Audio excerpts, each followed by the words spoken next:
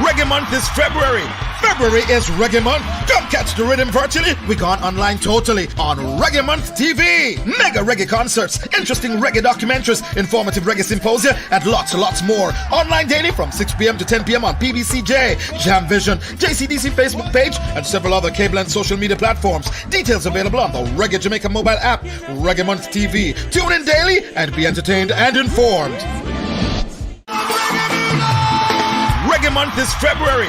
February is Reggae month. Come catch the rhythm virtually. We gone online totally on Reggae Month TV. Mega reggae concerts, interesting reggae documentaries, informative reggae symposia, and lots more. Online daily from 6 p.m. to 10 p.m. on PBCJ, Jam Vision, JCDC Facebook page, and several other cable and social media platforms. Details available on the Reggae Jamaica mobile app, Reggae Month TV. Tune in daily and be entertained and informed. Reggae month is February. February is Reggae month. Come catch the rhythm virtually. We gone online totally on Reggae Month TV. Mega reggae concerts, interesting reggae documentaries, informative reggae symposia, and lots more. Online daily from 6 p.m. to 10 p.m. on PBCJ, Jam Vision, JCDC Facebook page, and several other cable and social media platforms. Details available on the Reggae Jamaica mobile app, Reggae Month TV. Tune in daily and be entertained and informed. Reggae month is February. February is Reggae month. Come catch the rhythm virtually. We gone online totally on Reggae Month TV. Mega reggae concerts, interesting reggae documentaries, informative reggae symposia, and lots more. Online daily from 6 p.m. to 10 p.m. on PBCJ, Jam Vision, JCDC Facebook page, and several other cable and social media platforms. Details available on the Reggae Jamaica mobile app, Reggae Month TV. Tune in daily and be entertained and informed. Reggae month is February. February is Reggae month. Come catch the rhythm virtually. We gone online totally on Reggae Month TV. Mega reggae concerts, interesting reggae documentaries, informative reggae symposia, and lots more. Online daily from 6 p.m. to 10 p.m. on PBCJ, Jam Vision, JCDC Facebook page, and several other cable and social media platforms. Details available on the Reggae Jamaica mobile app, Reggae Month TV. Tune in daily and be entertained and informed. Reggae month is February. February is Reggae month. Come catch the rhythm virtually. We gone online totally on Reggae Month TV. Mega reggae concerts, interesting reggae documentaries, informative reggae symposia, and lots more. Online daily from 6 p.m. to 10 p.m. on PBCJ, Jam Vision, JCDC Facebook page, and several other cable and social media platforms. Details available on the Reggae Jamaica mobile app, Reggae Month TV. Tune in daily and be entertained and informed. Reggae month is February. February is Reggae month. Come catch the rhythm virtually. We gone online totally on Reggae Month TV. Mega reggae concerts, interesting reggae documentaries, informative reggae symposia, and lots more. Online daily from 6 p.m. to 10 p.m. on PBCJ, Jam Vision, JCDC Facebook page, and several other cable and social media platforms. Details available on the Reggae Jamaica mobile app, Reggae Month TV. Tune in daily and be entertained and informed. Reggae month is February. February is Reggae month. Come catch the rhythm virtually. We gone online totally on Reggae Month TV. Mega reggae concerts, interesting reggae documentaries, informative reggae symposia, and lots more. Online daily from 6 p.m. to 10 p.m. on PBCJ, Jam Vision, JCDC Facebook page, and several other cable and social media platforms. Details available on the Reggae Jamaica mobile app, Reggae Month TV. Tune in daily and be entertained and informed. Reggae month is February. February is Reggae month. Come catch the rhythm virtually. We gone online totally on Reggae Month TV. Mega reggae concerts, interesting reggae documentaries, informative reggae symposia, and lots more. Online daily from 6 p.m. to 10 p.m. on PBCJ, Jam Vision, JCDC Facebook page, and several other cable and social media platforms. Details available on the Reggae Jamaica mobile app, Reggae Month TV. Tune in daily and be entertained and informed. Reggae month is February.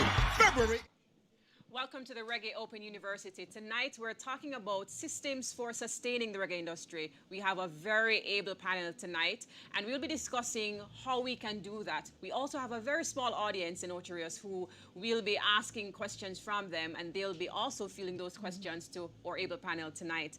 Tonight we will be speaking to Robert Livingston, who is the CEO of Big Yard Music, Lydia Rose, who is the general manager of JCAP. We have Berchenson, who is the CEO of VM Wealth Management and VM Investments Limited. We also have Sarah Hall joining us, Entertainment and Intellectual Property Counsel. To my right is Rez Berchenson, and we also have Lydia here on stage with us. Welcome to Reggae University this evening. Tonight we're talking about how do we, have these investment systems for sustaining the industry. We're gonna start with you. Rez. Well, Lydia, first of all. Lydia is the general manager of JCAP. Lydia, talk to us about available systems that our artists have available to them through JCAP. Okay. Thank you for having me, and good evening to all our audience that is tuning in today. Well, JCAP, the acronym, stands for the Jamaica Association of Composers, Authors, and Publishers. We represent the actual initial creators. So those are the persons who write the lyrics, the persons who build the rhythm, as we call it, but they're really the composers and the publishers of these music. And for us, a music or a song is called a work. So I will be referring to the song as a work. In regards to JCAP and the songwriters, and we must recall also that the songwriters are also performers. And there is always this fine line that we explain that an artist, who is really the performer, is not really at times might not necessarily be the creator of the song. Because just like for Whitney Houston, she performed almost all her songs, but she did not write 90% of her songs. So we have to distinguish between the songwriters, musicians, different from the performers. So when we look at systems that is in the industry and is at JCAP, I say to my members, don't look at the work or the song right now as a cash cow. Look at it as your pension, because you might write a song today and you might not garner everything that you want, but later on in life, it becomes your pension, meaning just like Kanye West with his song Mercy One. We have one of our writers, Reggie Williams, whose song was sampled. And he made more money from that song, more than that he did in his entire time in the industry. And Reggie is, I will say, up in age. And for such creators, we would say to them, invest whatever you get today. Look at it as just a form of investment for tomorrow. Most of our writers, they would say, okay, how is it can I earn and be sustainable? And we say to them, always register your songs. If you have joined a collective management society, we don't know what songs you would have written. We don't know which songs you would have sent out for distribution. So one of the first thing to do, and one of the first structure, is that every song that you write, you are to ensure that it is registered, so that when it is played either on the radio, on TV, in the dance, wherever, it can be accounted for. And that money is what we would collect to pay over to the creators for them to invest. So that's the first structure. The next structure we would say to our writers, go and join just a small credit union somewhere where you can just put aside something that you would have earned. I mean, the artists are able to do that quite readily because they're the cash cows of the industry. And before we even move to that just yet, there may be some artists who may have challenges. So they may have registered, but they have challenges in collecting royalties. From your experience, what have those challenges been, and how can persons, overcome them? Okay. The main challenge that a creator would have, or a writer, is that they have not joined a CMO. That is the first challenge that they have.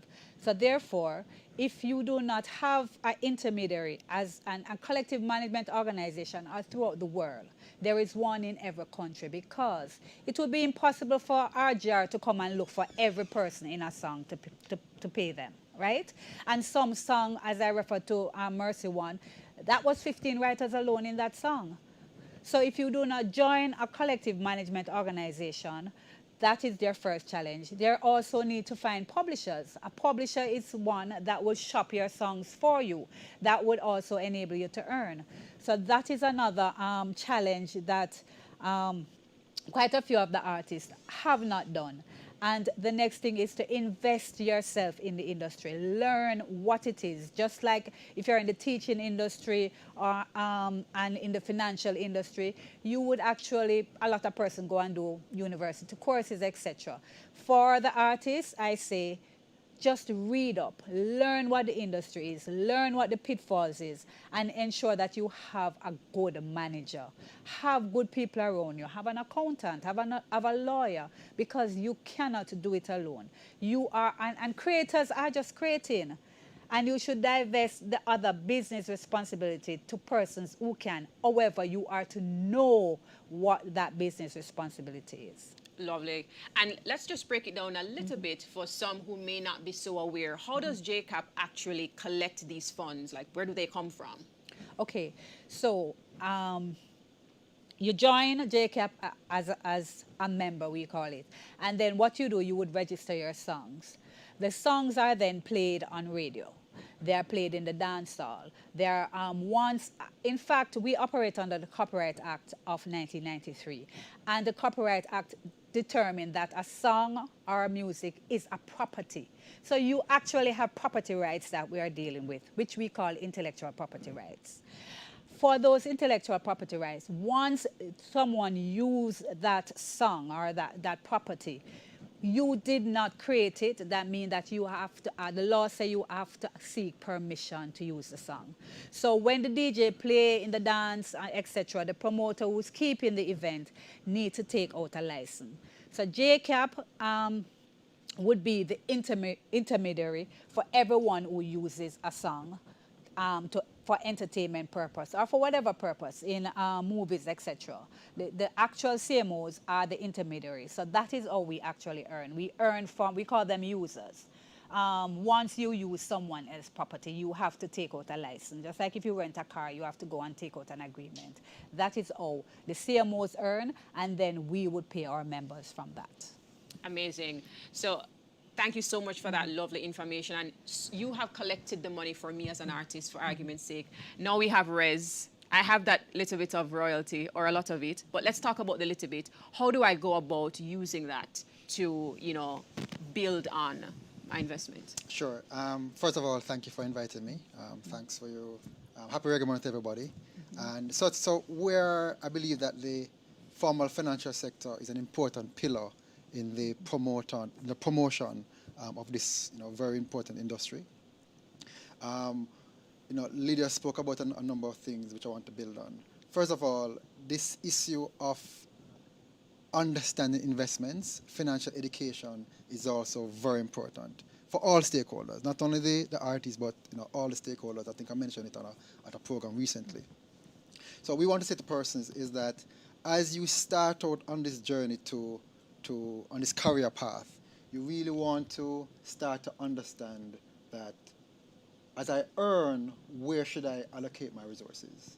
And obviously there are a number of institutions. Lydia mentioned credit unions, there are banks, there are investment houses, there are brokers that provide free advice. You come in, you have a conversation about how much you earn, what's your risk profile, what are your objectives for the medium to long term, and the institution, that wealth advisor, that financial advisor, will provide the appropriate guidance.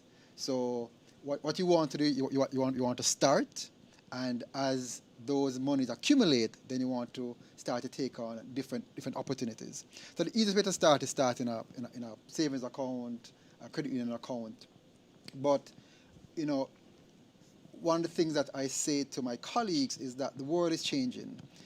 20, 30 years ago, the way to accumulate wealth would have been to buy real estate or to save in a savings account. But now there are a lot more products available to ordinary Jamaicans. First, there are stocks, and I don't want persons to be intimidated by some of the words I'm going to say, because these things are commonplace in more developed countries. You have stocks, you have bonds, and if you don't want to invest in stocks outright, you can invest in a vehicle where that vehicle is managed by a professional, but it gives you an exposure to stocks or bonds or real estate, right? And then obviously, as we also provide assistance in terms of mortgage for your house. And as your wealth is accumulating, you may want an investment property. You may want to buy a business. So this is the role that the formal financial sector will play. And when you look in the formal financial sector, what you're seeing is that a number of players that formerly that operated in this space are now saying, well, what are the opportunities in the formal financial sector? You are seeing a number of companies in the media and entertainment space that are listed on the Jamaica Stock Exchange, raising capital to grow their business, not only in Jamaica, but in the Caribbean and also globally. So I just want persons to, it really starts with a conversation. I mean, I was having a convo recently with a friend, and the word that came to mind was none but ourselves. And I won't complete the quote, but person have to understand that if you really want financial independence, if you really want to self-actualize, if you really want to ensure that that there's a retirement pot, you will have to invest the time to understand, engage the professionals, take the advice, and I certainly believe that if you are disciplined, if you're focused, then you will see your liquor pot accumulating over time to provide for you in that rainy day. I'm glad you actually said little pot, because my next question was going to be, does the mickle really make a muckle? We're talking about, when we hear investments, a lot of people think, oh, I have to be making a lot of money. You talk about bonds and stocks. Can those smaller ones, those persons who are starting from scratch, per se, can they also take advantage of these financial systems too? Okay, so there are 3 million persons in Jamaica, and I believe that the last data I saw from the Jamaica Stock Exchange said that there are about 10,000 shareholders, that persons who own shares. And anybody can own shares. I remember in high school when one of my colleagues said, you can own shares, and like a light bulb went off in my head. Like any Jamaican can walk into a brokerage house and buy shares. And what you've seen is that under various administrations, we've seen Wigton listing, we've seen, it's out there, it's been promoted by the authority to say you want to own a piece of Jamaica, you want to own a piece of a successful business, because the evidence is, the research shows that certainly if you properly allocate your resources, that those monies will grow over time to your benefit. Mm-hmm. So gone are the days when persons only invest in a savings account. Persons that are doing real estate. I think we grew up on the notion that the best way to allocate wealth is real estate, and it still holds true, even to this day. But there are other opportunities which I really want all Jamaicans to understand and to start to investigate, start to read, to start asking questions, and to slowly put your toe in the water, invest at 1,000, at 10,000, at 20,000, and then over time, as your knowledge is increasing, you can certainly invest more, and then watch it move forward from there. That sounds good. Rez, is it true, though, that financial institutions, different ones, are, wary or skeptical of the unpredictable and informal earning of the entertainment industry? Wary? Yes. We're not welcoming of that sector. Well, so I'm here representing the VM Group, and we see this sector as very attractive. This sector, I can't speak about the dollars in terms of earning capacity of the sector and its contribution to the local economy. But we all know that enough US dollars flow into Jamaica from this sector. And when you see, the box office proceeds of shows, it's a vibrant sector. So certainly we want to play our part, not only in banking the sector, and but also to ensuring that the stakeholders thrive. I mean, during 2020, 2021, when the industry was shut down, I mean, I'm sure that a number of the stakeholders in the sector suffered because there was no accumulated pot to pull down from. I mean, we can't, the next pandemic, we can't afford for that to happen. If an entertainer is sick, or, they suffer. We hear of persons who have traverse the globe promoting reggae music, and they pass, and they can't be buried. I mean, that's not responsible of all of us, based on the fact that it has put Jamaica on the map. So I believe that we all have a role to play, and certainly, you know, we are taking the charge. So let's engage, let's have a conversation, and the clarity will come in having the conversations. But you can't hold a corner and say, well, I can't go over there because I don't understand it. You have to engage and we can have the conversation. But these are regulated products. These are products that have served Jamaicans well. Internationally, they are commonplace. But persons have to engage, let's have a conversation and see how we can accumulate wealth together over time. For those of us who may be very new to this concept of investing and accumulating wealth, talk to me about a starting figure. Where do I start? 1,000 Jamaican dollars. Wow. It's as easy as that. It's as easy as that. Easy peas. Easy peasy. Easy peas. It starts with the first step. Start save $1,000, then 2,000, then 3,000, then 4,000, then 5. It starts there. So we're talking about box food money. That's how we all start. You know, let's demystify this thing. That's how we all start. And it gets to 50, and they say, boss, now what do I do with it? And I say, well, you know, after I know your risk appetite, I say, boss, you know, I see a stock right there I want you to buy. I want you to buy a unit trust. But let's start. But what we all do is that we sit still for 20, 30, 40, 50 years, and we don't engage, and we get to retirement, and we suffer, and we say, well, I don't trust it. We didn't engage. So I'm here to say, well, let's engage. It doesn't have to be VM Group. You know, there are other institutions out there that, you know, we want to play a part. We really want to play a part in terms of solidifying this industry and ensuring that all the stakeholders thrive. Love it, love it. So we're so grateful for you breaking it down, demystifying it. We realize that every mickle does make a muckle. We collect our royalties from JCAP. We're able to invest it into a financial institution. And we have Sarah on the line with us. Welcome to Reggae University, Sarah. Hi, good evening. Thank you so much for having me.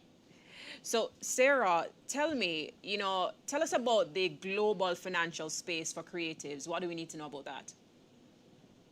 In terms of what? In terms of the monies that are out there, or?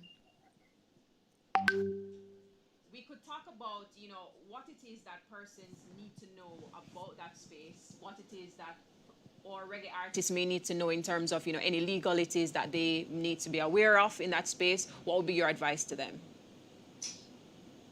Well, I think the first thing to start with is that when you create, as Lydia was speaking about, a copyrighted work, your interest in that work is yours. Your interest in that work is valid throughout the world. And there are royalties to be collected from every country in which your work is reproduced or publicly performed or played or distributed. And those revenue streams under copyright law last for many, many years after your death, right? So, we're talking about accumulating wealth, we're talking about building legacies. It's important to bear in mind that under Jamaican copyright law, your copyright in your creative work lasts for 95 years after your death, right? So that's like 4 generations of your heirs that are able to benefit from the work that you are doing today. So this is not as Lydia was saying, this is not a sprint, even though we are a nation of sprinters. This is really, financially speaking, a marathon. And it's important to get all your ducks in a row, as she says, to register your works, to keep track of them, to employ the services of good professionals around you to help you organize. And then, as Rez was saying, to invest the proceeds from your work to build, an enterprise that generations can benefit from even after you've departed this earthly plane. I'm encouraged to see a lot of artists, a lot of successful producers and different people who are using their wealth to, invest in real estate, invest in businesses. There's, a few people that have opened up businesses or bought buildings commercial real estate and the like. And that's a great way to continue having your money work for you. The nice thing about copyright is that, you know, we all look for the way to make money that makes money while you sleep, right? This is a concept. Like, I'm an attorney, I get paid by the hour. So if I'm not in my chair at my desk or in a meeting, you know, I'm not getting paid. The ideal is to have a business that makes money while you sleep. And really, entertainment at its foundation, because of copyright, it's exactly that. You know, you can be asleep in your bed in Jamaica and somebody in Sweden 6 hours ahead, or somebody in Sri Lanka 10 hours ahead is streaming your music on YouTube or Spotify. You're making money from those plays while you sleep. So, you know, globally speaking, you know, again, we little but we talawa, our financial reach of our culture is just immense. And, you know, I really hope that people are able to capitalize on that. Sarah, is it true, or do we have an issue, you know, with artists not liking to sign formal agreements? Is that a problem in our industry that we need to tackle? Absolutely. But the challenge is that, you know, all of the music industry, but in particular, reggae and dancehall, has had a history of exploitation, of people who were creative geniuses, but were not well versed in business or law, and who were taken advantage of by people who knew more or who had bigger wallets. And, you know, I see examples every day of people who entered into deals that were not advantageous to them simply because they didn't know any better. Against this background, you know, it's not surprising that people don't want to sign, you know, 20-page legal documents filled with hereases and wherefores. And, you know, it's just unsurprising that they would have a reluctance to do that. How do we go around that? How do we help our artists or musicians to feel more comfortable to be in situations or develop systems that would make them feel a lot more comfortable to enter into these kinds of agreements? So I think a starting step, and we're seeing an increase in the number of attorneys in Jamaica who are well-versed in entertainment practice. Having a trusted network of people, again, is going to help people feel more comfortable entering into agreements and signing documents. But also, as Lydia said, you know, getting a basic understanding of what the business is, how it works, is really, really helpful for you to navigate this maze of big words and big concepts, right? Most artists, most composers, most writers that I know are, again, creative geniuses, but they're not necessarily comfortable in my sphere, for example, or maybe Rez's sphere. So really, if you can get a baseline foundation of knowledge and understanding, right? It's just so that you can gut check your advisors, right? I'm actually in dialogue now with a client who's being presented with a massive deal.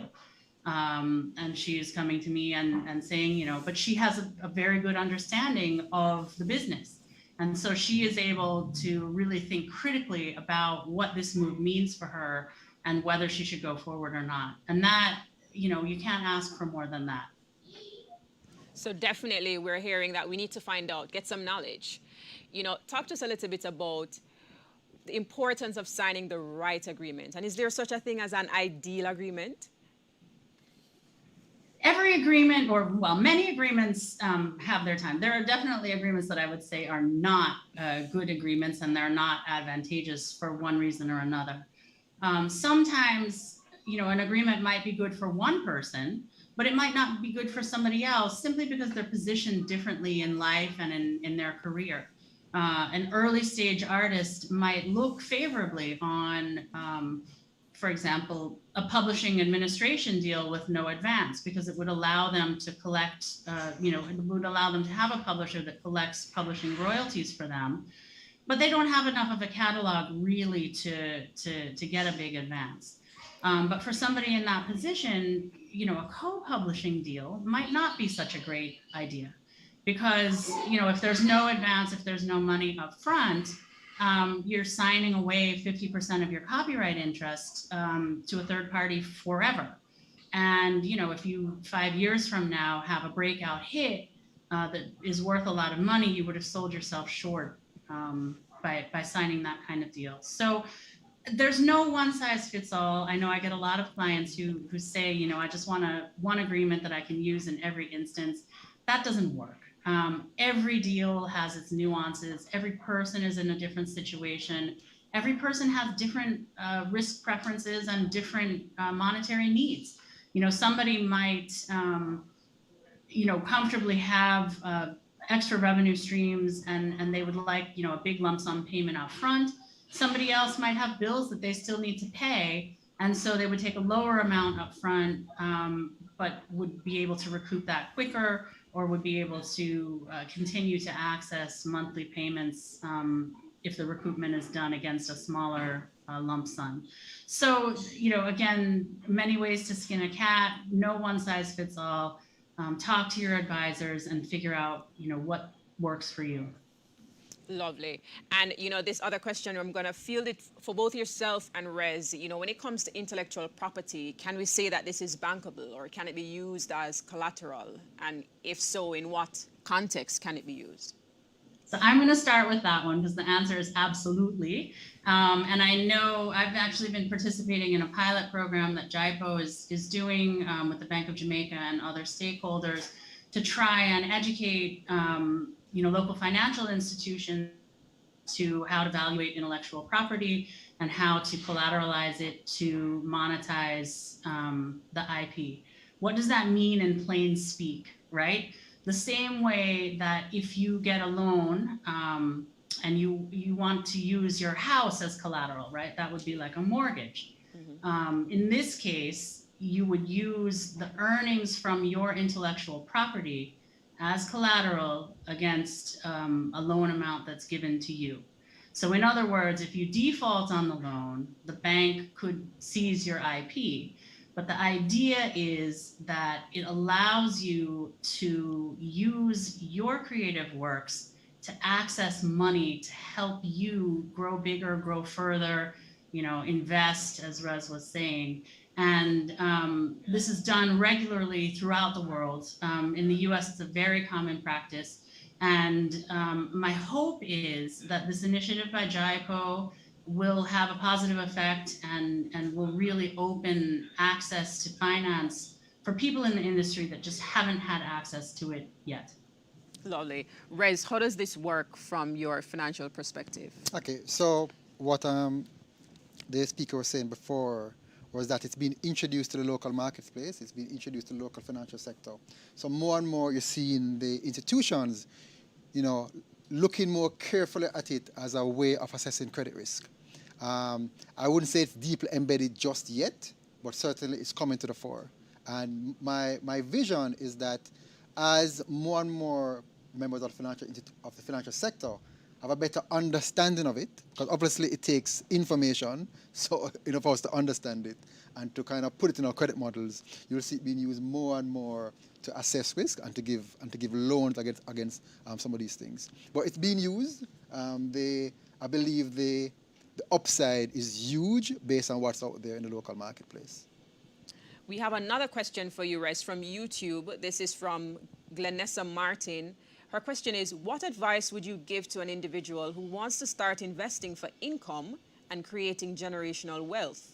Which is the best route to take, especially if you're skeptical about taking risk? Okay, great question. So it obviously depends on your risk appetite and it depends on your age. So for example, let's say that you're 20 and you come to me and say, Rez, I have a lump sum that I want to invest. I would simply say, well, let me look at your earnability. Reason is, I want to know that if you were to lose $1 million, can you make it back up, right? And also, if you were to lose it, how do you feel emotionally? Can you say, I can recover in 2 years, 3 years, 4 years? So there's a conversation.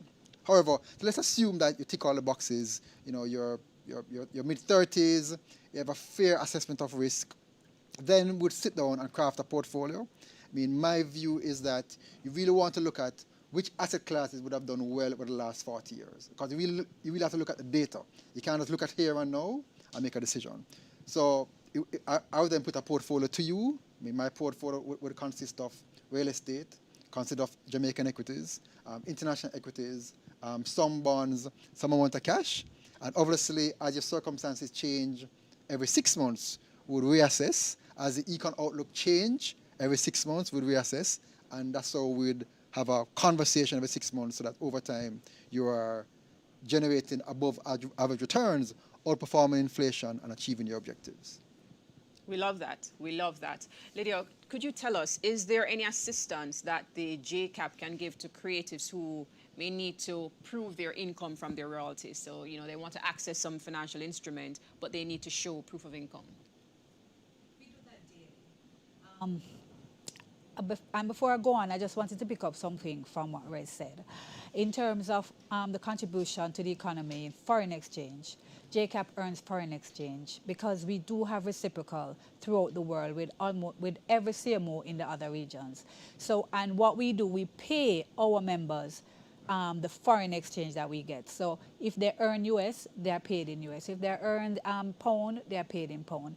And we have a structured system that give our members statements. So once they go to the bank, even today I had to sign off on a member who wanted to actually open an account at a bank. And he had to come in to say he was a member and what he earned, and we have to give statement.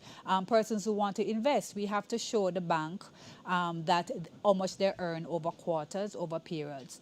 And these statements come in, I mean, they're extremely important to our members. And that is the contribution that we have, that we assist our members in doing their investment. Thank you so much. And you know, we recognize that education and knowledge is going to be such a big shift in how we view this industry when it comes to finance and just financial management. What role would you say VM plays in this, in helping us, or all of us, to shift our focus? Okay, well, it started with this webinar, if you ask me, for us to say that we're in this space, come and engage. But it's simply that. You really have to come and talk to us. We have a number of financial awareness education sessions across the island, virtually. It is so numerous to mention. What I'd urge persons is that you really want to become a VM member, whether it be on the building society, on the pension side, because also pension fund management is very, very, very important for the stakeholders.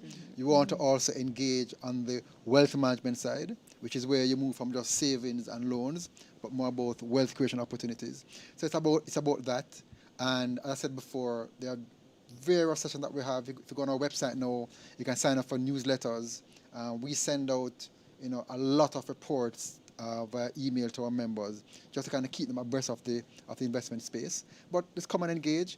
But also, if it is that you want us to come to your office or your studio, or you have a group of people and you want us to have a conversation, we're ready, and we really love those intimate conversations. So get a group of 5, a group of 10. If we jump on Zoom, have a conversation. If you want us in person, we can do that too.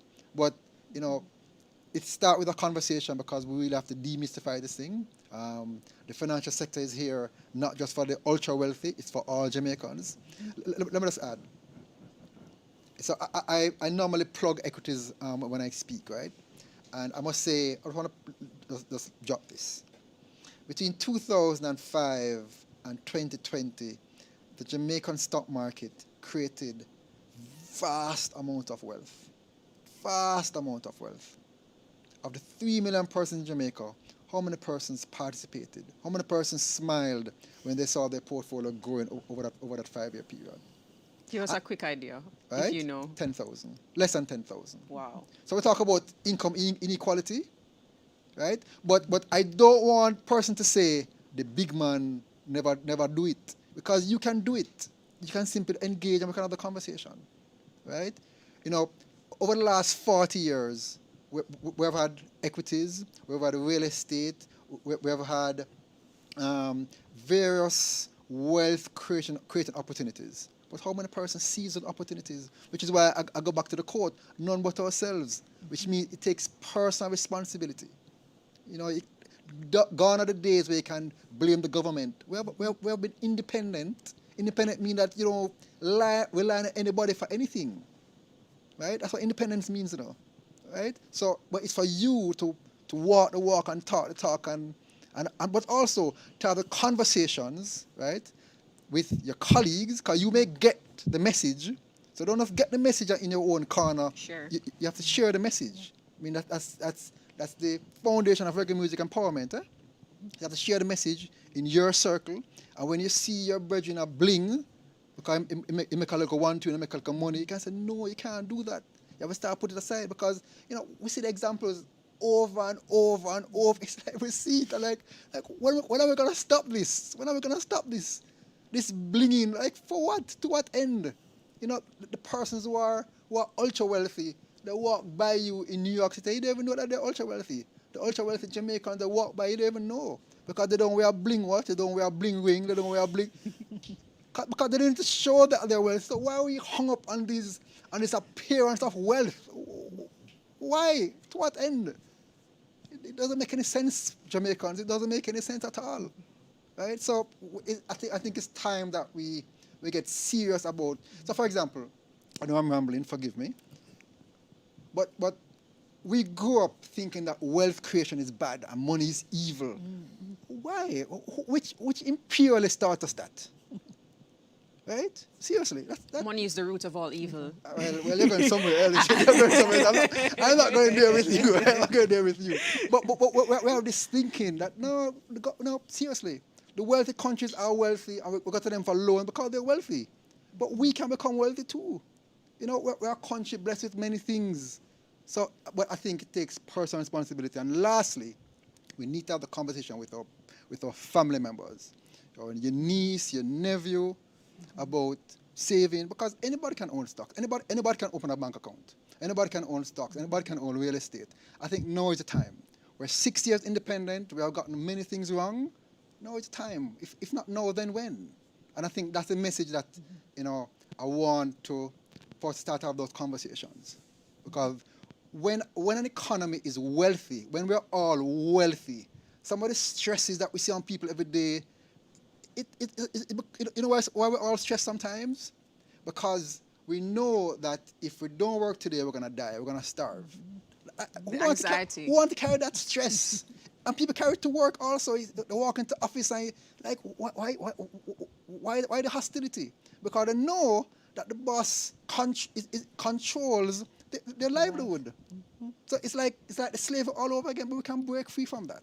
So that's my message, and I'm hoping as I'm preaching that the message is getting across to 2 or 3. If it is, I'm thankful. I know we are all saying amen to that, and that is where we're going to segue to Sarah to tell us and, you know, the creatives, what are the different ways we can earn? Is it just about royalties or fees, selling products? Give us a global view of what that looks like for a creative. So there are a number of different royalty streams associated, but with being an artist or a creative, right? But it all starts from the foundation of copyright. And so I just wanted to quickly, for those who don't know, give a primer on, you know, why that is, right? Copyright is, we call a bundle of rights, but it includes the right to exclude others from reproducing, distributing, publicly performing, displaying your creative work, right? And so every time you give somebody permission to do that, to distribute it, to perform it, to play it, to listen to it, to look at it, right? There is a royalty stream that comes from that permission. And in this digital age, those royalty streams are often minuscule, like tiny, like fractions of a cent. But when they're multiplied by, you know, many millions of views or streams, they start to become more significant amounts of money. So, you know, everybody's revenue streams are going to be different. But if we take, for example, a producer, right? A producer would have revenue streams that accrue from the reproduction, distribution, public performance of the master sound recording, right? That could be every time somebody streams it on Spotify, There are collective management organizations. There's another one in Jamaica called JAMS, which deals with public performance of the master sound recordings. There are licenses, right? If I am a big brand and I want to use a song in a commercial, or if I'm a producer, a film producer, and I want to use a song in a movie, I have to get permission to do that, and I have to pay. And sometimes those payment amounts can be very, very lucrative. And there are lots and lots of people who are able to make a very good living off of licensing their works, you know, even just for use in advertisements and so forth. You know, performers obviously have revenues that come from performing live, from appearances, from endorsements. Some of the local producers have gotten to a level of celebrity where they're also able to leverage those endorsement type deals. They might rep, you know, a liquor brand or a food brand, and appear in advertisements and different things like that. So there's really a multitude. I mean, I haven't even talked about publishing, right? As songwriters, and this is Lydia's ambit, but they will earn money from their PRO or CMO, like a JCAP. They will also earn money from their publisher. There are things called mechanical royalties, which apply to the reproduction of musical compositions. And those in many countries are collected by statutory bodies, and your publisher has to go out and actually collect those. I mean, you could do it, but it would take, you know, your entire life to do that. So these are the reasons why you have to have, it takes a village, right? It really does take a number of people to help you tap into all these different revenue streams and to know what all these different revenue streams are. A lot of people would have heard of Sound Exchange. JAMS is the local equivalent of that. But there, you know, if you're not aware of all these different revenue streams, you're leaving money on the table. Thank you so much. And speaking of copyright, JaRIA staged an online competition for original songs by emerging performers recently. And one of our winners will now be performing for us. Her name is Kennedy. Please make her welcome.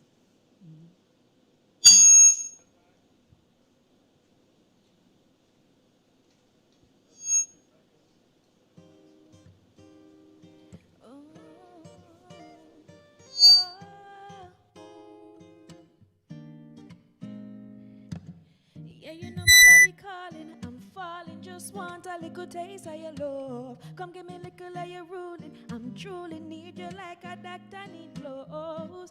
I really hope you feel the same. Do they ever catch you blushing when you're hearing my name? Yeah, I'm ready, I got something to prove. Ready to do anything I gotta do. So meet me on the west side. I'm really loving your style. I don't wanna have to explain it. Just come give me some of your sweet love. Baby, me want it, me need it for real. Can you see it? Just meet me on the west side. I'm really loving your style. I don't wanna have to explain it. Just come give me some of your sweet love. Baby, I want it, I need it for real. Can you see it? Yeah. One stop, give me a minute. Pressure that I'm feeling, and I'm hoping that you're feeling it. Need your attention, pulling out all of my tricks. Promise that you'll never ever get another love like this. Whoa, whoa, feel the same. Do they ever catch you blushing when you're hearing my name? I'm ready, I got something to prove. Ready to do anything I gotta do. Meet me on the west side. I'm really loving your style.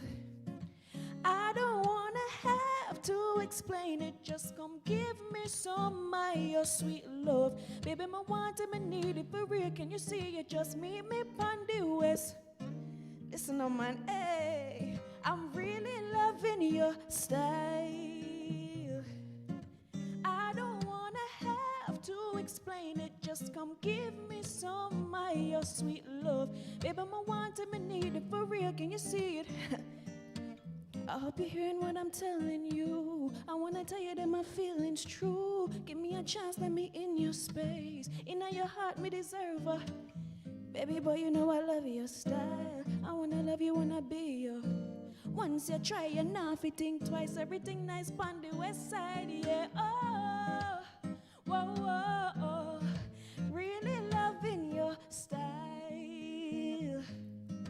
I don't wanna have to explain it. Just come give me some of your sweet love. Baby, I want it, I need it for real. Can you see it? Just me, Bundy.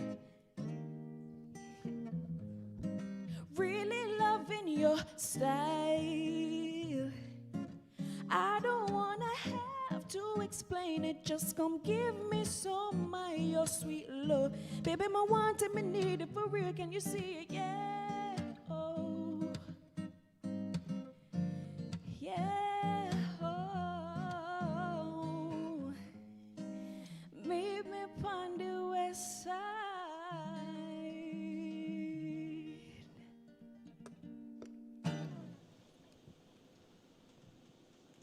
We definitely love that vibe. Supporting Kennedy on guitar was JaRIA's Director of Education, Othniel Halliburton. We loved that performance. We have some friends in Ocherius with some questions, so we'll throw to them in a few.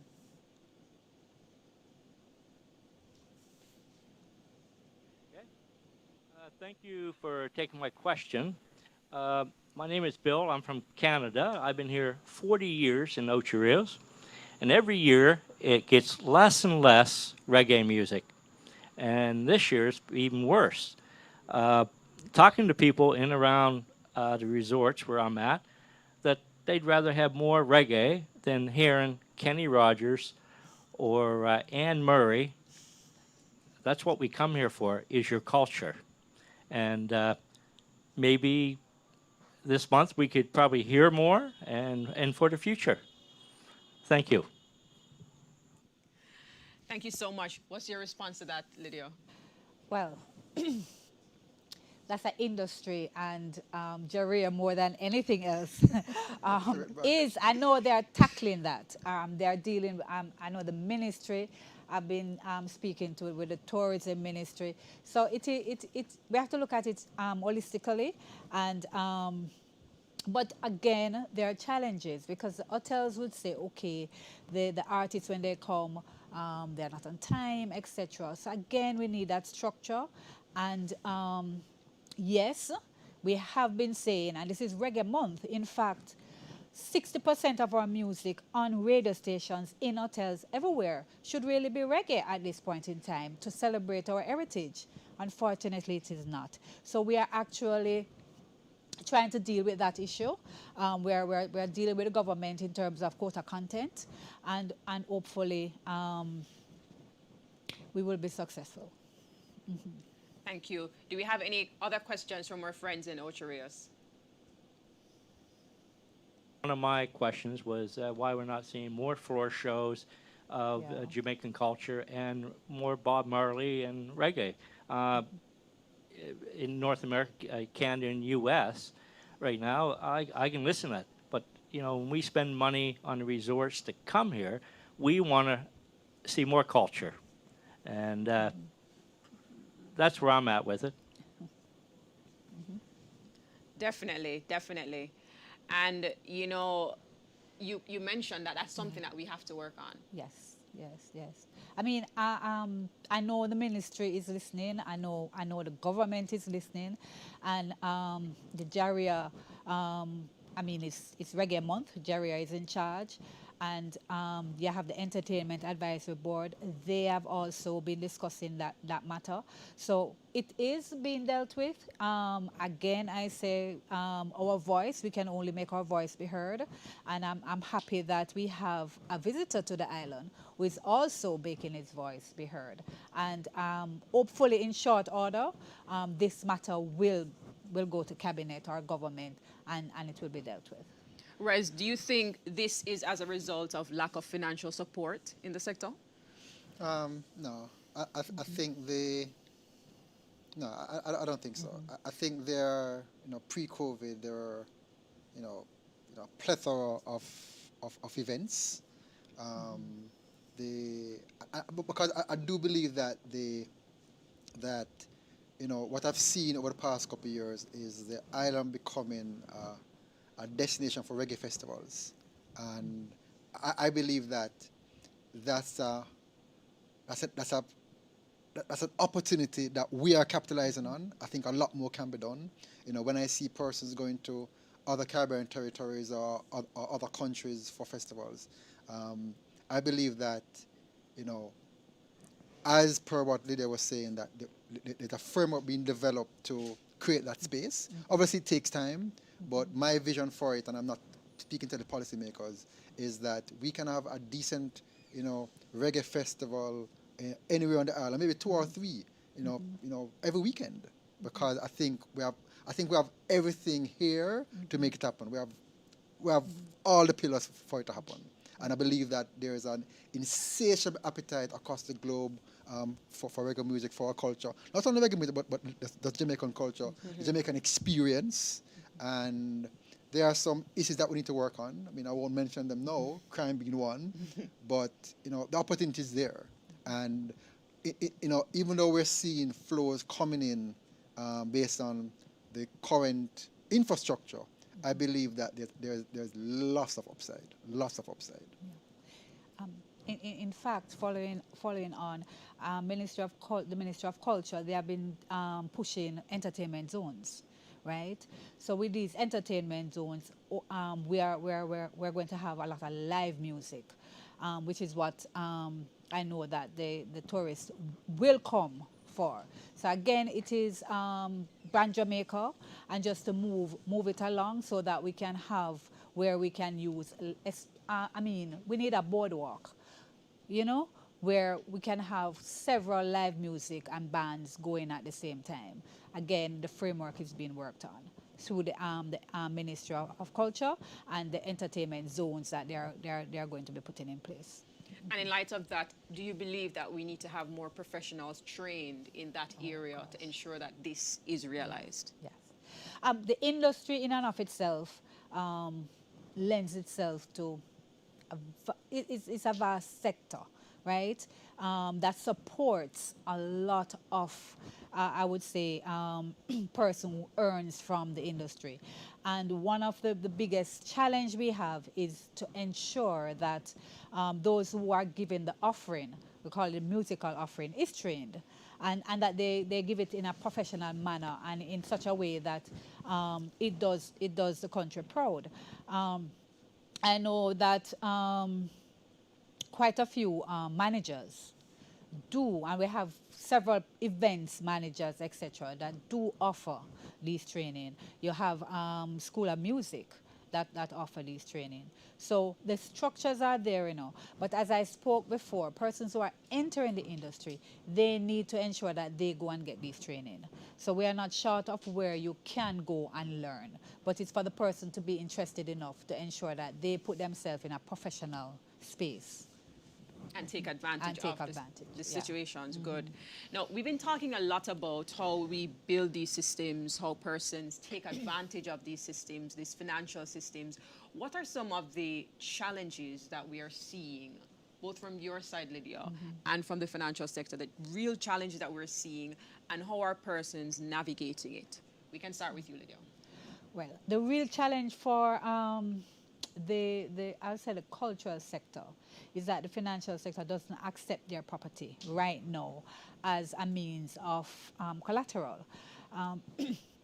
Although we provide statements, unless it's on the high end, it's accepted. For the person, as we would say, who haven't bust their turn and they're just low and not earning much, it's a real challenge for them to think of going to invest. And also the message from the financial sector is not, I heard $1,000. It's not going out enough for the industry players to understand that this is what they can do. Because again, they're afraid of just going into those waters because it's unknown for them.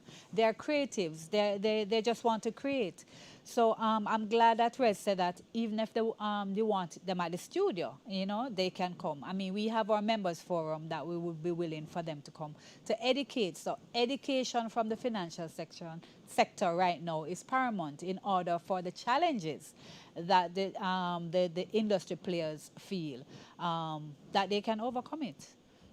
And that's sounding like a collaboration here. Thank you, accepted. For the forums. No, on your end, what challenges have you been seeing, you know, these real challenges creatives are facing from the financial side, wanting to come in, having come in, and are now facing challenges, and how are they navigating it? Okay, so it's multifaceted, right? I mean, I actually think the challenges is more than just the financial sector. I believe that there are certain gaps in the institutional framework about, you know, further building the sector, but I won't go there. But I think I want to flag it, and that could be a topic for another discussion. I'm not versed on that topic at all.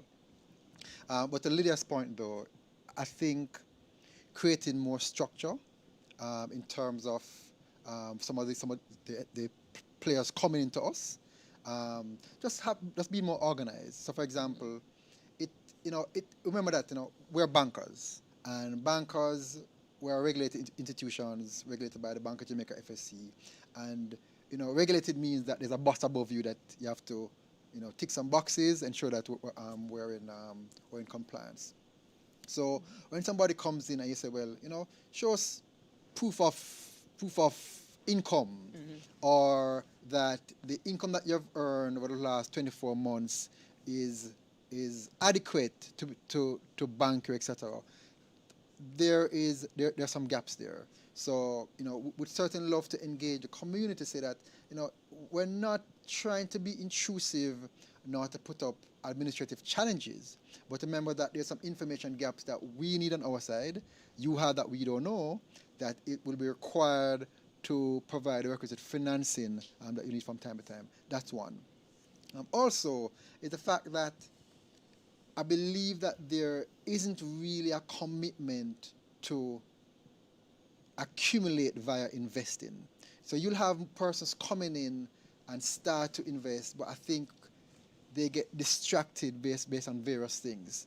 And in as much as we're trying to have a conversation, the mindset isn't there. And which is why I raised the question about engaging the children earlier, because I think it starts there. So before somebody starts to bling, that mindset has to start to change, that it is not about showing wealth now, but creating generational wealth. I think somebody asked a question about generational wealth, to ensure that the challenge that you went through to get you to where you are, that your children will have a foundation to move beyond that. So I think, you know, financial education is one, but I believe these things are very solvable, but certainly, you know, require conversation and engagement. And we have to find some measure of tracking success, because it doesn't make sense to talk about it, but it would be good to say in 3 years hence, well, what are some of the indicators that what will be showing that this space is taking financial advice, financial independence, investments more seriously. But I'm quite sure we'll engage the JaRIA community to have a conversation about how we can show to the wider stakeholders that success is being made in this field. Thank you so much. Thank you so much. You know, Sarah, what are some of the systems, you know, professional support systems that creatives need to survive? In terms of professional support, I mean, I touched on some of them earlier, but it depends on, you know, what level you've reached. I think at a basic level, every you know, creative needs somebody to assist with, you know, capturing splits, organizing administrative tasks, different things like that. A lot of times that person is labeled as a manager. And certainly that can be one of the roles that a manager fills. I think that once you start looking at contracts and entering into agreements for different things, it's great if you could be advised by a lawyer or an attorney. But as you grow and as you get into a more international stratosphere, your team will expand exponentially. You might have a business manager, a road manager, an overall manager, an attorney, an A&R rep, a personal assistant, lots and lots of different people holding up, different parts of your business as you go. Thank you so much. We have Robert Livingston on with us. He is the CEO of Big Yard Music. Welcome to Reggae University. Welcome. Thanks for having me.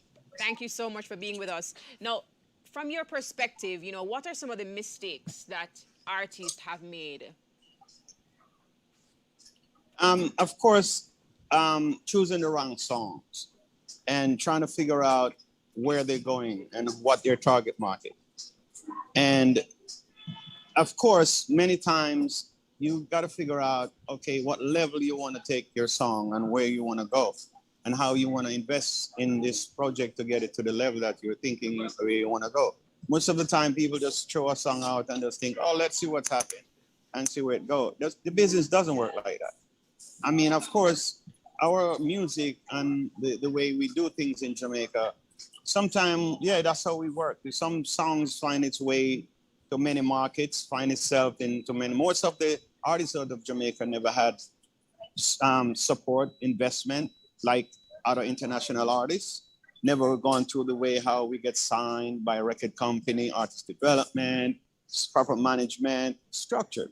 There's no social life. So if you don't have to hustle your way through this industry, very hard, because you cannot claim for unemployment. So to find an investment or a manager, someone who knows what they're doing, to get behind a brand, it's very difficult. So artists make many mistakes because some of these things.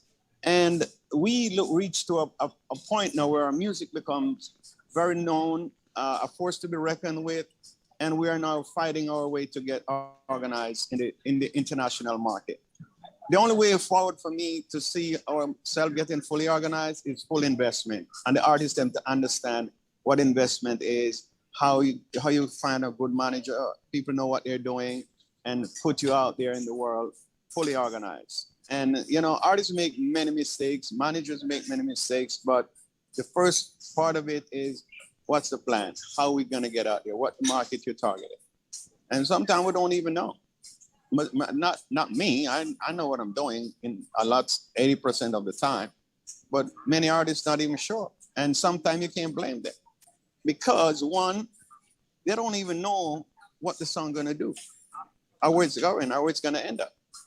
Sometimes you go to a foreign country and you hear a song playing and you said, how did that song get here? Somebody heard the song and like it and just start playing and then it goes on. No one promotes it there. No one take it there. So most of the reggae songs out of Jamaica or Jamaican music find its own way through the system. There's a few artists out of Jamaica get huge investment. Shaggy, Sean Paul, and Bob Marley, a few artists. Many artists never get any investment behind them. And when they make the money for their own self, in their own way, they never invested properly in their career. They invested into lifestyle, how I look on social media. But then you look great out there, but you're not doing well. And then artists that are doing well, streaming well, doing well on YouTube, never develop to go further in their invest in themselves, or have people to plan the investment properly, the marketing, how you develop yourself to become the international or much bigger audience. It's very difficult. And for those artists who would have signed some deals or had some level of assistance, are we seeing that a lot of artists are signing the wrong deals? What are those challenges we're seeing? I would say yes. I wouldn't say the wrong deal, but when you sign a deal, how do you utilize that deal, that record label? You have to have somebody who knows how to make changes once things are going wrong. What do you do? How do you keep your level of the support behind you? Because sometimes you don't have to be successful in the get-go, but you can show sign of where, you're growing, you're understanding, you start showing how organized you get, your mannerism, your discipline, how work ethic you have. Shaggy had a lot of that in his way when I started working with him. And that's one main reason why I signed with him. He had good work ethic. And he's willing to work, willing to put in the work. He wasn't even thinking about money when I signed him. He just wanted to work. And then my team, everyone sees that. So we invest more heavily because we have this guy who have a work ethic, do good. And then we'll find a song. We wasn't even looking at talent. We're looking at a package, something that we could really put out there for the world to look at and say, oh, this is a great thing, you know? So sometimes it's not the fact that it's a wrong deal or, you know, you can have the right deal. How do you utilize it? How do you work it? How do you work the label? How do you let the label understand you and where's your market? Many times we get signed to a major label and we leave the first market. When I mean our grassroots market, we leave it alone and don't realize we have 5 million people in the grassroots market that could buy into you. And if those 5 million people buy into your grassroots market in your project in the beginning, you can go far. Then the record company becomes more interested in you. But you leave that alone, going for a crossover market that you might never get in the beginning. And, you know, a lot of artists may be looking at some of the references you're making and saying, wow, I mean, Rihanna, for example, she's a billionaire. And a lot of people may think or say that she makes a lot of her money from other things other than music. So is it that we're also saying is diversification the way to go? Is it that we need to look into other ways of making our money in this industry? Yeah, it's natural. I mean, everyone knows that. This is the way it goes. There's so much different avenues to make money now as an entertainer or a person of influence. Not only artists, actors, anyone. You know, you can just lay all your eggs in one basket. You know, there's many avenues to make money. People follow you like what you do, whether you're clothes design or your artist, your actor, anything in that popularity person could do many things. And of course, Rihanna brand grows so huge that if she didn't utilize that, she would be really an idiot.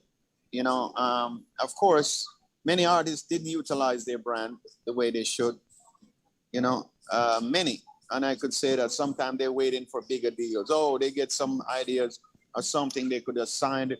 You offer 12%. No, I want 20%. They could have grown into getting a share of the business. When Puffy did his deal, his Sean John deal, he was getting 12%, and he worked until he ended up on the whole thing. You know, so you have to have a vision and an idea for where you want to end up, and definitely utilize everything that's out there. Thank you so much for sharing with us. I mean, one last question, you know, for those artists who may be, you know, just coming into the business, they're very new, they're not to the Shaggy level just yet. What advice would you give to them in structuring the business around their craft? I mean, of course, there's more information accessible right now to everyone.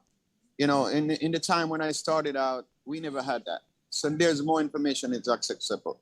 You have to choose where you want your music to go and what level you want to work your business and your talent, your music. Of course, a lot of artists that we think are not doing well, they're getting very, very good streaming. And some of these artists are doing music that we don't accept. A lot of the businessmen would look at it and say, oh, this is good music, we'll invest in it. They're popular, but they like the little hype and the energy that they're getting there, and they support it. If business people like us go to them and say, hey, guy, we could go further with you. You want to take a chance? They said, hell no, I'm not going to take that chance because I'm doing good right here. I'm making some money, I'm hype, my little girlfriend them like me, and they get a little buzz, and it's hard to even tell them, yo, there's a bigger pie out there, you know? So advising them, sometimes you might sound like you're old school by trying to tell them something. Sometimes you just have to let them make their mistakes, and hopefully they survive that mistake. Thank you so much. We have to field to our friends in Ocho Rios. They have a few more questions for us, so we're going to take those questions. Yeah, good night. The name is Tony X of Amadouris Entertainment. I was going to ask the question that you just asked in regards to the young artists. However, it was answered, so I'll ask this question. In regards to copyright, is there a penalty? Can you be sued or get into trouble for recording a cover song? Should I answer that?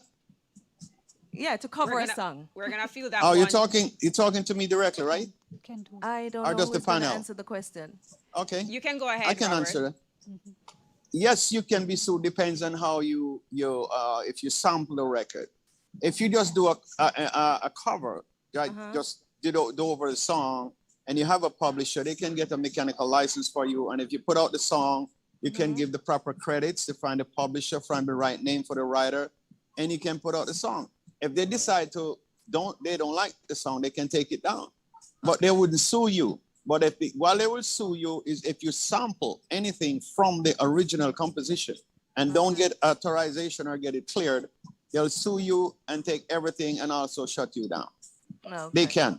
If they like you and like the record, they come back and say, oh, I'll make a deal with you. I'll take everything, but you can put out the record. I want all the publishing. I want the masters.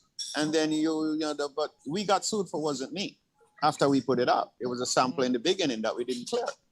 And I had to jump in, make a deal, talk, sing and dance, and get everybody back in motion. And they were going to shut down my album, and I couldn't afford that. So I had to make a deal, Okay. But if you do it the right way, don't sample. If you just covered it, like do over the song, you play over everything, and don't sample. If you sample, you have to clear it. Okay. I'd love for Lydia and Sarah to comment on that for us as well. Yeah. Robert is right. If it's just a simple re-recording, right, and you ensure that you give everybody their credits, and you're not claiming anything. Usually the record company who owns that, because remember you have the master rights, which is separate from the copyright. So the master rights owner would say, okay, yeah. But if you want to claim anything, then both the master rights owner and the copyright owners will then sue you. And under Jamaica copyright law, you will be sued, and there is a stiff penalty. There is jail time as well as fine if someone wants to go after you. Yeah. Wow, thank you so much. Sarah? I would just add on, everybody's saying the right thing, but like Robert was alluding to, where there's a will, there's a way, right? So if you do a cover interpolation or a sample of a song, and your version becomes big enough, right? If it's making enough money, the parties will find a way to make it, continue to live on. But that way might be painful for you, right? You might lose all of your publishing, like you said. Robert, you and I actually worked on a deal with. Yeah, I know. I was just gonna say hi. How you doing? I'm good. Nice to see you. It's good to see you too. But Robert and I worked on a deal with an incredible song, incredible record.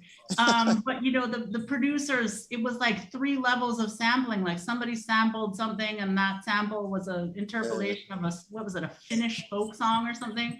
And at the end of the day, the demand that they made was just crazy. And the song actually, didn't survive to see the light of day, I don't think. But yeah, the safe option is to, play it safe, to just use your own material, or if you're going to do a cover, get a mechanical license for a straight cover. And straight covers, they're used all the time, right? Lots and lots of songs are straight covers of other songs. In fact, I Shot the Sheriff, right, is a very famous song. And not to cut you, but some of our big records that we think Jamaican artists own, like Ken Boothe, Everything I Own, we have some huge records that people think it's the artists in Jamaica own those records, and they're not. And they're good cover. Dennis Brown had a big cover. A few people had a big cover. Bob Marley. And, cover can help you, can bring you in the market, of course, but you have to be willing to pay the price for that. You can, Shaggy had a big cover in my early days, or Carolina was a cover. In the summertime was a cover. Summertime went in #2 in the British chart. It becomes a much bigger song than the original composition guy, Mungo Jerry. And he hugged me and gave me a nice little, man, I love what you did with my song. I got 3 movies. I made almost $1 million, blah, blah, blah. And I'm like, thank you, sir. And then here comes Bombastic with a sample from King Floyd. And King Floyd's daughter saw me in the airport one day and said, oh, you finished making my college. I paid my college fee, blah, blah. They were so thankful for that 15% of the song. So, because we did, so cover do help. You just have to approach it right. It can help you if you do it right also. I believe we have I'm sorry to cut in question. on you, but sorry, I had to say that. No problem. Thank you so much. We have another question from our friends in Ocho Rios. Hello, hi, I'm Black Queen, aka Maroon Queen. My question is this, right? I find that artists that want to do quality music, especially like good artists that is bubbling, we have a problem in Jamaica because of the pay holder. All right, you find that when we're trying to be heard, so that we can even get somebody to be a part, hear what we have to offer to maybe if they want to work with us. It's hard to get heard because it's blocked in a lot of different ways. And sometimes when the artist is just young on the road, not making a tons of money, it's hard to have to deal with all the pay holders and because everybody wants something. Now when you get the full, because what happened is they work with hype. So when you hype, they want to do because they want to be a part of the hype. So they will pressure you until you reach the hype. When you reach the hype, of course, everybody wants to join. And unfortunately, when you're doing good music, like you want to do music of substance, there are not so much because that's not a part of the hype, if you know what I mean. But if it's like a certain type, which is a slackness and all of that, and I do see with even the females when they do that because that's the way they have to get heard, you know, to get to go over to break for others to hear them. So I think that is a huge, huge issue right now. And there's a whole lot of great artists that is being held back because of that. So my question is, how do we even get to what is the right network to use to blast out our music so that we can have more choices of people to hear it to decide for themselves instead of pay holders and so blocking it. Mm-hmm. I'm going to throw that one to Lydia or Robert to pick up. Because I can tell you, no one can block your music. No. If you're that good, nobody gonna block your music. Because it's not like one time when radio don't play you, you won't be heard. Mm-hmm. There's some way you can try. You can do a lot of social media work. Yep. You yourself, if you don't have an investor, a producer, somebody behind you, of course, it's very hard to find somebody behind you if you're not, well, so-called, have the right products. And I don't think it's because hype or because anything. And you can say good music. All music are good. Every music have their fans out there.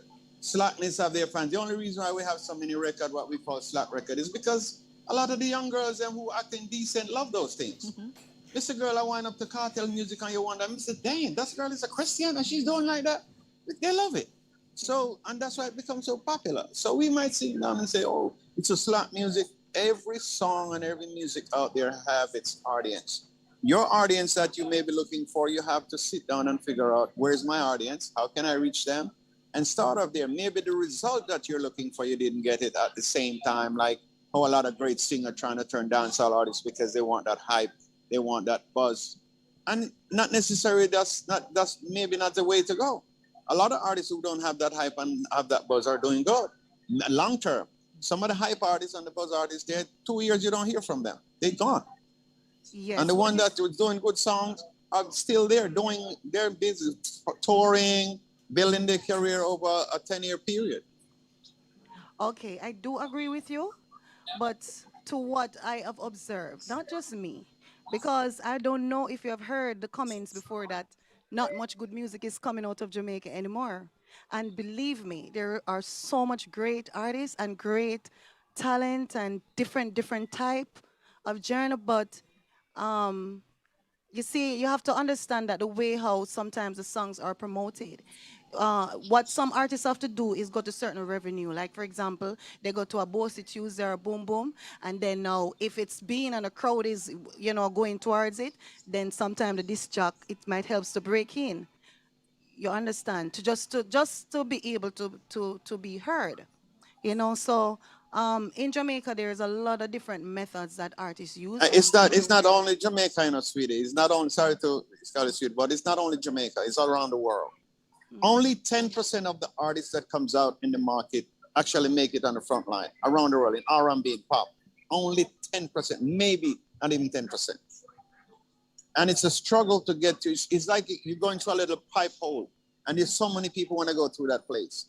The greatest thing you can find is try to find a management or somebody that believes in you, don't stop till you find that. Sing you like a bird till you find that. Search, find, send it to people like me. We're the biggest idiots, executive like myself, because I don't like nothing until I love it.